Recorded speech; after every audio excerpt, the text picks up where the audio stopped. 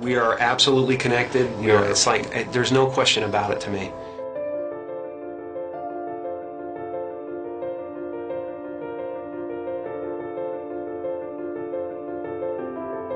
There's no separation. That's been physically proven by science. I think everybody's looking for something that they already have. I think the reason that we don't notice it is because we are so distracted by the human levels of our experience. Because you might not actually be what you think you are. The fact that we are already enlightened, we're already complete, and it's just realizing that you're complete. So everything we do to each other, or everything we see in each other, is us seeing ourselves. And yet the one thing that remains is this feeling of existence. I'm not a human being that has consciousness. I'm consciousness that is shaped into a human being. All of us are energy. A human being is a very complex pattern of energy. I always have been that energy, and I always will be that energy. I know this conceptually. Why don't we feel it?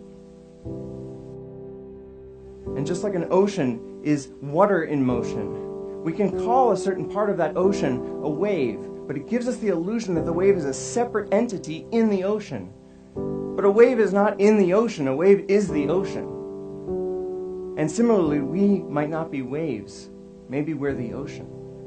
Maybe all of us are energy, and we can realize that directly. All suffering is based on the illusory separation that there's an individual in the environment, that there's a person that has to survive, that this specific collection of 1,000 trillion atoms has to hold itself together. But if I realize directly that I am energy, and I realize that the body and the mind are a temporary manifestation of that energy, then I can fully accept the death of the body and mind as something that does not happen to me, because I was always energy and I always will be.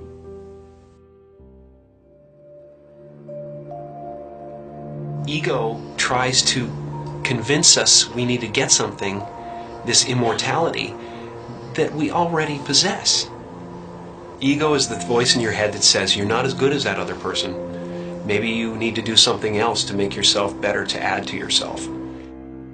You know, and that's what it constantly is doing. It's trying to keep you from being you and me right now, loving this and loving this life. Once you realize you're complete, then this life and everything in it becomes a play of form, something to toy with and play with and make something good out of, and really isn't to be worried about. It's to have fun with. You know, everyone is looking for God. And everyone is God. And that everyone is it. It's just now, what do you want to do? And once you realize that, then there's nothing you need. It's just play. You know, nothing you do is going to add anything to you. Right. And nothing you do is going to take anything away from you. So there really is nothing to do except play. And so the only moment that mattered to us was right now. I think this experience is so important and powerful that every religious tradition at its core has been trying to convince us of its importance. And if it's true, if the true end of all human psychological suffering is actually possible, it is the most important thing science could be studying. Maybe it's possible that within our lifetimes we could actually eradicate human suffering. And what would the world look like then if every single one of us felt complete, felt whole, and felt interconnected? When you let go of individual survival, all of your priorities change because you actually see the entire world as your body. You see the suffering of others as your own suffering, and you want to help. Maybe the one thing that keeps us from actually solving all of the other problems in the world is this persistent, flawed thought that we are separate from the world. And maybe it's time we change our minds.